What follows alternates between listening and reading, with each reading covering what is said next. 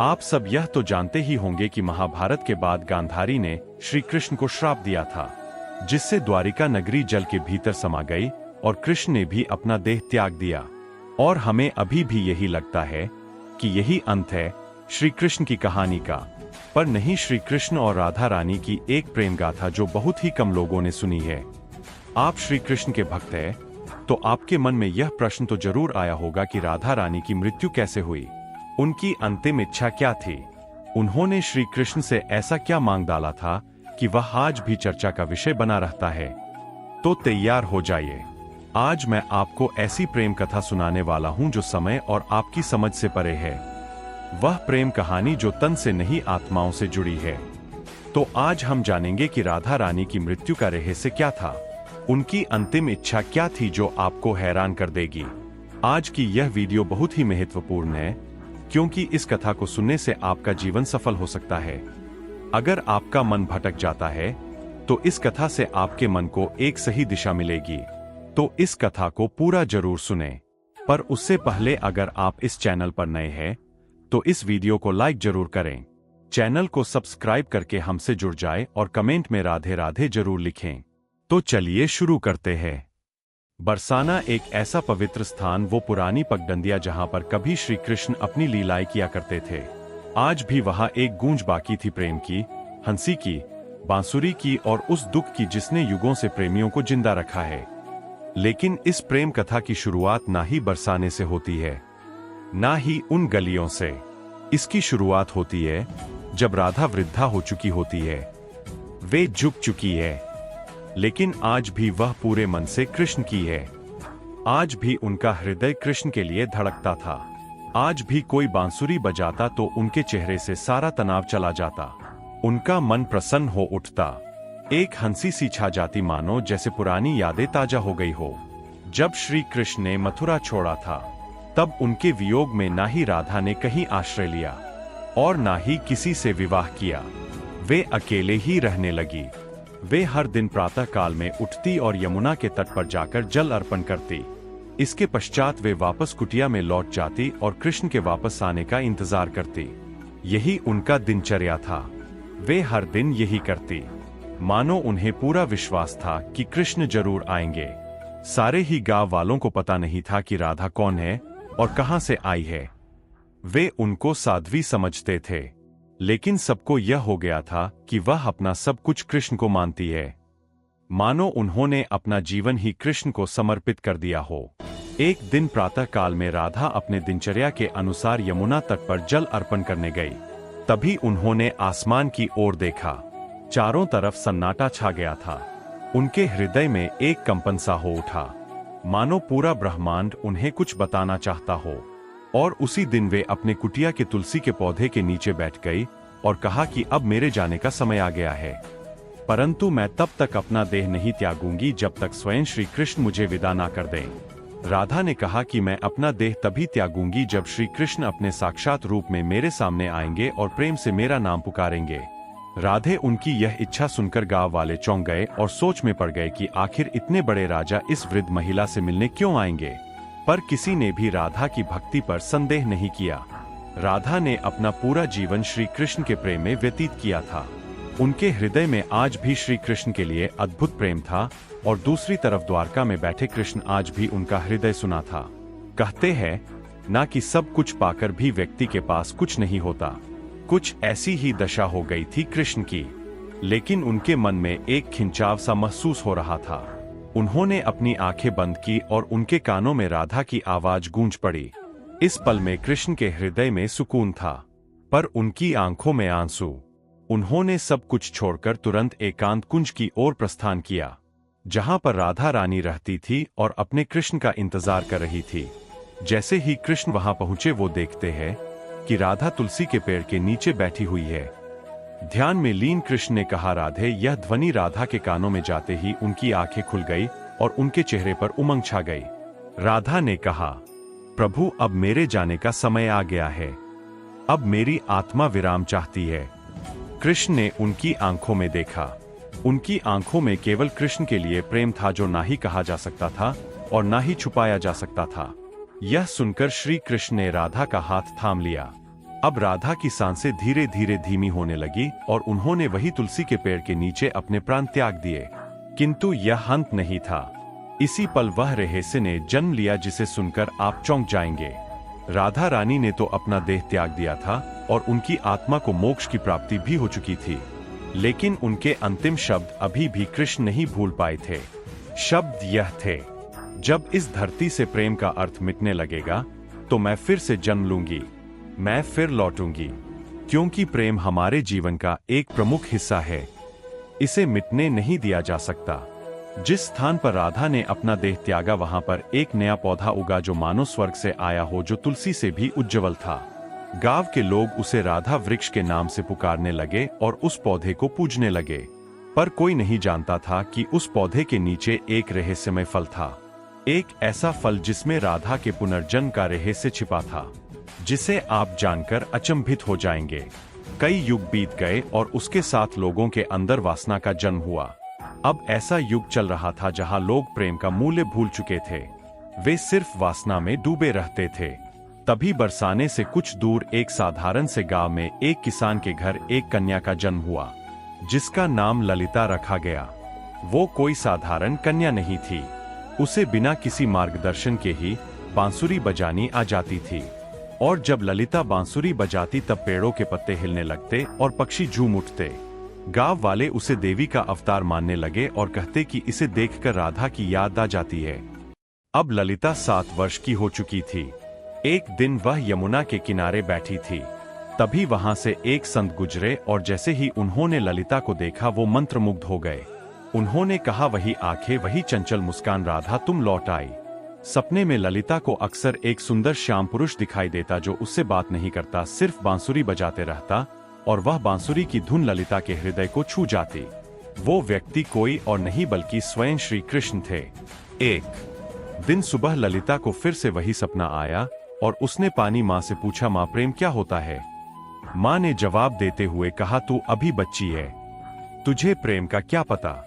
ललिता तब चुप तो हो गई थी, पर उसे यह एहसास हो रहा था कि यह सवाल मैंने पहले भी किसी से पूछा है। मानो पिछले जन्म में एक दिन ललिता यमुना के किनारे बैठी थी और बांसुरी बजा रही थी, तब वो 13 वर्ष की हो चुकी थी।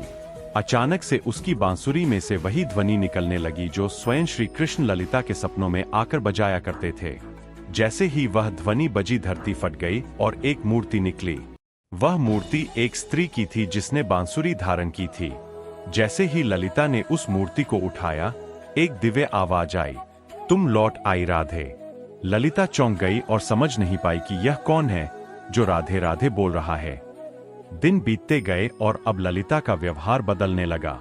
उसे अब यह जानना था कि वो आवाज किसकी थी, आखिर उसका जन्म क्यों हुआ है, यह राधा कौन है और क्यों उसे प्रेम और कृष्ण जैसे शब्द आकर्षित करते हैं। अब आगे की कहानी और भी रोमांचक और रहस्यमयी होने वाली है, तो उससे पहले इस वीडियो को लाइक जरूर करें। उसी दौरान एक संत हिमालय से कई वर्षों की तपस्या कर बरसाने लौट रहे थे। जब उन्होंने ललिता को देखा तो वे स्तब्ध रह गए। वह बोले, युगों पहले मैंने यही आंखें राधा की देखी थी। उन्होंने एक गहरी सांस ली और कहा, कन्या तुम इस युग की नहीं हो, तुम्हारा जन्म किसी उद्देश्य से हुआ है। ललिता ने प्रश्न किया, कैसा जन्म और क्या उद्देश्य? संत ने कुछ याद करते हुए कहा, अभी के युग में प्रेम केवल एक शब्द रह गया है। तुम्हें इस युग को सिखाना होगा कि असली प्रेम क्या होता है। अब बरसाने की गलियों में एक नई कथा जन्म लेने वाली थी। दरअसल यह कथा नई नहीं बल्कि पुरानी थी। राधा के पुनर्जन्म की कथा अब ललिता किशोर अवस्था में पहुंच चुकी थी। अब ललिता का मन बेचैन रहने लगा, मानो कोई उसे पुकार रहा हो। वह हर दिन यमुना के तट पर बैठकर उस व्यक्ति के बारे में सोचती, उस व्यक्ति का चेहरा याद करती रहती जो और कोई नहीं श्री कृष्ण थे। एक दिन ललिता ने अपनी माँ से जिज्ञासा में प्रश्न किया, क्या प्रेम बिना कहे भी हो सकता है? तब माँ ने जवाब देते हुए कहा, बेटी सच्चा प्रेम तो वही है जो कुछ कहे बिना ही हो जाए। पर यह स्थिति ललिता के साथ नहीं थी। उसका हृदय उस व्यक्ति के लिए धड़क रहा था जिसे वह जानती भी नहीं थी, जिससे वह मिली भी नहीं थी। एक दिन संत ने ललिता को अपने आश्रम में बुलाया और कहा, राधा अब समय आ गया है। कृष्ण ने इस युग में जन्म ले लिया है, पर कृष्ण ने एक ब्रह्मांड के रूप में जन्म लिया है। तुम्हें उन्हें ढूंढना पड़ेगा। ललिता खुशी से झूम उठी क्योंकि जिस पल का इतने वर्षों से इंतजार था वह पल आ गया था। तभी ललिता ने एक सवाल किया, संत महाराज, कृष्ण को पहचानूंगी कैसे? उन्होंने कहा, जब तुम उनके समक्ष जाओगी तो तुम्हें खुद ही पता चल जाएगा कि वह कृष्ण है। लेकिन संत ने ललिता को एक चेतावनी भी दी, अब युग बदल गया है तो परीक्षा और भी कठिन होगी। तुम्हें पूरे संसार से लड़कर उन्हें प्रेम की भाषा सिखानी होगी, उन्हें सच्चे प्रेम का मतलब समझाना होगा। अब श्री कृष्ण पुनर्जन्म ले चुके थे, एक नवयुवक साधु के रूप में जिनका नाम अनंतानंद था, जो लोगों को उपदेश दिया करते थे। पर कोई नहीं जानता था कि असल में अनंतानंद कौन है। वे जब प्रवचन देते तो कहते, प्रेम का अर्थ ही है त्याग और समर्पण। प्रेम शरीर का नहीं बल्कि आत्मा का संबंध है। उनके प्रवचन लोगों के हृदय में बस जाते और लोग रो पड़ डरते, लेकिन वे भी अंदर से अधूरे महसूस करते। वे भी हर रात यमुना के तट पर जाकर बैठते और उस स्त्री की यादों में खो जाते जो उनके स्वप्न में आया करती थी। अब एक दिन संत के आदेशानुसार ललिता अपने माता पिता को प्रणाम कर अकेले ही अपने उस अज्ञात प्रेम की तलाश में निकल पड़ती। उनके हाथ में केवल एक छोटी सी बांसुरी थी और मन में दृढ़ निश्चय। वे गांव गांव घूमती, कभी कथा सुनती तो कभी कई साधुओं से मिलती, इस उम्मीद में कि उसे उसका प्रेम मिल जाए। पर किसी साधु में वह तेज नहीं था जिसकी तलाश ललिता को थी। बहुत दिन हो गए पर ललिता को अपना मार्ग नहीं मिला। एक दिन एक वृद्ध महिला ने ललिता से सवाल किया, बेटी, तुम इधर उधर क्यों भटक रही हो? ललिता ने जवाब देते हुए कहा, मैं किसी की तलाश में निकली हूँ। उस वृद्ध महिला को ललिता को देखकर राधा की याद आ गई और उन्होंने कहा, तुम बंसी बजाओ, जो तुम्हारे लिए बना होगा वह बांसुरी की धुन सुनकर स्वयं तुम्हारे पास आ जाएगा। ललिता गाँव गाँव जाती, बांसुरी बजाती। 8 गाँव हो गए, पर जिसकी ललिता को तलाश थी वह अभी भी नहीं मिला। इसके पश्चात ललिता एक पर्वत की चोटी पर खड़े होकर बंसी बजाने लगी और ठीक उसी पल कई मील दूर अनंतानंद की आंखें भर आई। जब ललिता आगे बढ़ी तो उन्हें अनंतानंद के होने का एहसास होता, पर वह उन्हें ढूंढ नहीं पाती। अब वह थक चुकी थी, उनकी हिम्मत बस टूटने ही वाली थी। तभी ललिता ने प्रण लिया कि अगर अगली पूर्णिमा तक वह उन्हें नहीं ढूंढ पाई तो यमुना के तट पर वह अपनी जान दे देगी। उस दिन अंतिम बार ललिता ने अपनी बांसुरी बजाई। उसकी धुन वैसी थी जो किसी को अंदर तक भिगो दे। उसी पल हिमालय में बैठे अनंतानंद को वह ध्वनि सुनाई दी। वह उस ध्वनि को पहचान पा रहे थे। ललिता को वह ध्वनि काफी प्रभावी लगी। वह ऐसी ध्वनि थी मानो उसे अपनी ओर खींच रही हो। थोड़ी देर पश्चात अनंतानंद ने हिमालय को छोड़ दिया और उसी रात ललिता को फिर से सपना आया। इस बार यह कोई साधारण सपना नहीं था। इस स्वप्न में राधा और कृष्ण दोनों एक साथ यमुना के तट पर बैठे थे और राधा कृष्ण से प्रश्न कर रही थी, प्रभु, क्या इस बार भी मेरी प्रेम कहानी अधूरी रह जाएगी? कृष्ण ने कहा, नहीं राधे, इस बार संसार को तुम्हारे प्रेम की पूर्णता दिखाई देगी। इतना कहते ही ललिता का स्वप्न टूट गया। अब ललिता के मन में एक नई आशा की किरण उम्मीद बनकर जग उठी और वह वहां पहुंच गई जहां अनंतानंद आने वाले थे, जो कि वृंदा धाम था। वृंदा धाम कोई साधारण स्थान नहीं था, यह एक पवित्र धाम था। कहा जाता है कि यही वह स्थान है जहां राधा रानी ने प्रण लिया था कि जब तक उनका प्रेम अधूरा रहेगा वे लौटती रहेंगी। उसी समय वृंदा धाम में एक कथा चल रही थी जिसके वाचक और कोई नहीं अनंतानंद थे। ललिता वहां पहुंची और दूर से ही अनंतानंद को देखा। पीछे खड़ी थी ललिता बहन, जो उनके चेहरे को भी पहचान रही थी, पर उनकी वाणी सुनकर ललिता के हृदय में हलचल होने लगी, मानो कोई सुकून उसे छू गया हो। वह उनकी वाणी से प्रभावित हो रही थी। उस कथा में अनंतानंद प्रेम की भाषा समझा रहे थे।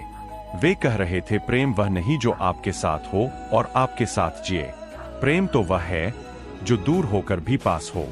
वे यह सब कह ही रहे थे कि उनकी आंखें ललिता से टकराई और दोनों ही एक मूर्ति की भांति कुछ समय के लिए स्तब्ध हो गए।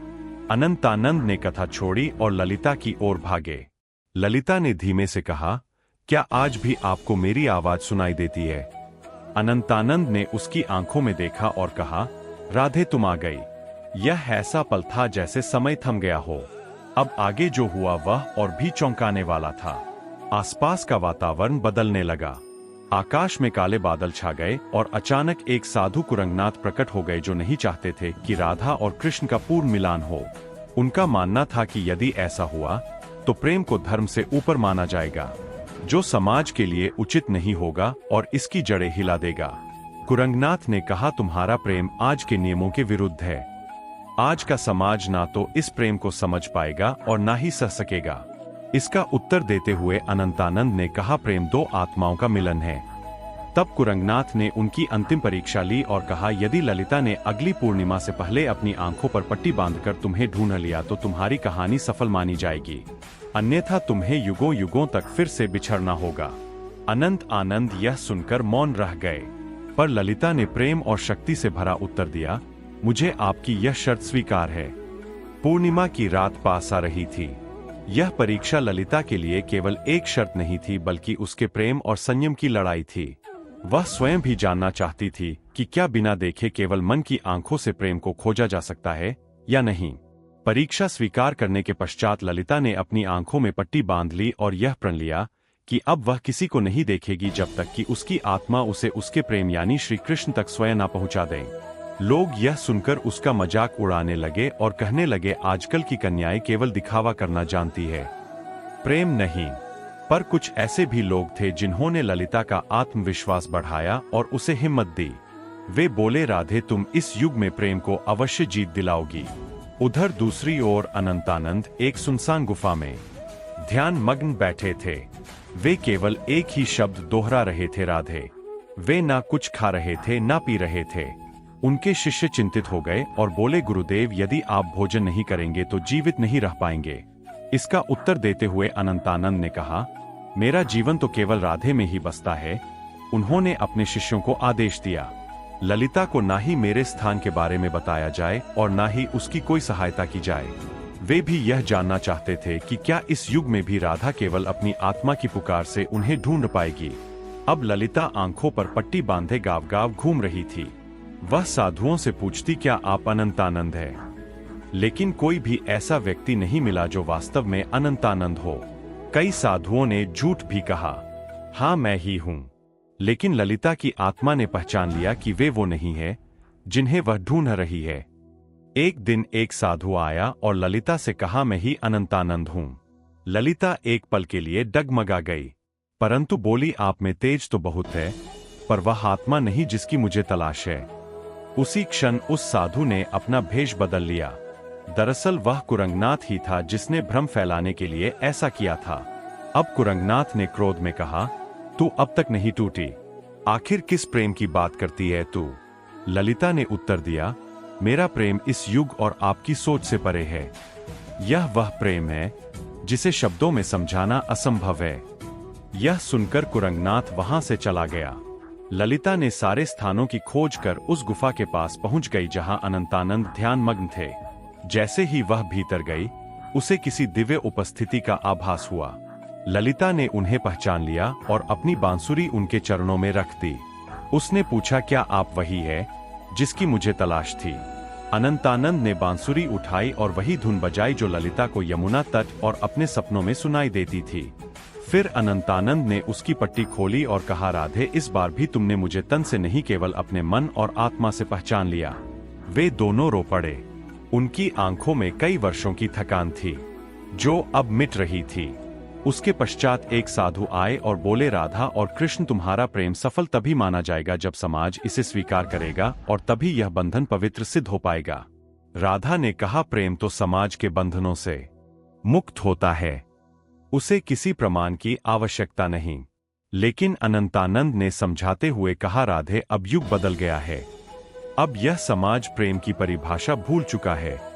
इतना कहकर अनंतानंद ने उस साधु से पूछा, आप ही बताइए कि हमें क्या करना होगा? उस साधु ने कहा, तुम्हें राजसभा में जाकर राजा और वहां सबको यह बताना होगा कि एक साधु और साध्वी भी प्रेम के बंधन में बंधकर धर्म के मार्ग पर चल सकते हैं। अगले दिन वे दोनों राज्यसभा में उपस्थित हुए। राजा ने कहा, हम यह क्या सुन रहे हैं कि एक साधु ने ब्रह्मचर्य को तोड़ा है? इतना सुनकर अनंतानंद ने उत्तर दिया, महाराज मैंने कोई नियम नहीं तोड़ा, मैंने तो केवल अपने प्रेम को अपनाया है। प्रेम कोई काम वासना नहीं है, प्रेम तो आत्मा का मिलन है। जब आज से कई युग पहले राधा और कृष्ण ने प्रेम किया था, तब भी समाज ने यही कहा था और वे जीवन भर समाज के कारण एक दूसरे से अलग रहे। फिर भी समाज चुप रहा। इतना कहते ही ललिता आगे बढ़कर बोली, मैंने केवल इन्हें तन से नहीं चाहा बल्कि मन से भी चाहा है, और अपने प्रेम को साबित करने के लिए मैंने कठिन परीक्षा दी है। और इसी दौरान ललिता ने कुरंगनाथ की वह परीक्षा सबको बताई। इतना सुनकर राजा और पूरी सभा मौन रह गई। सभी को अब राजा के फैसले का इंतजार था। राजा ने कहा, जब मैं छोटा था तब मेरी माँ मुझे राधा और कृष्ण की अमर प्रेम कहानी सुनाया करती थी, और जब मैं पूछता कि उन्होंने विवाह क्यों नहीं किया तो मेरी माता चुप रह जाती थी। आज जाकर मुझे यह बात समझ में आई है कि विवाह समाज का नियम है, पर प्रेम आत्मा का। इसीलिए मैं इस प्रेम को स्वीकार करता हूँ। तब से प्रेम की एक नई परिभाषा लिखी गई और कई युगों पश्चात राधा और कृष्ण का मिलन फिर से संपूर्ण रूप से हो पाया। तो मित्रों, यह थी वह कथा। अगर आपको पसंद आई हो तो चैनल को जरूर सब्सक्राइब करें ताकि हम ऐसे ही और भी अद्भुत वीडियो आपके लिए लाते रहें।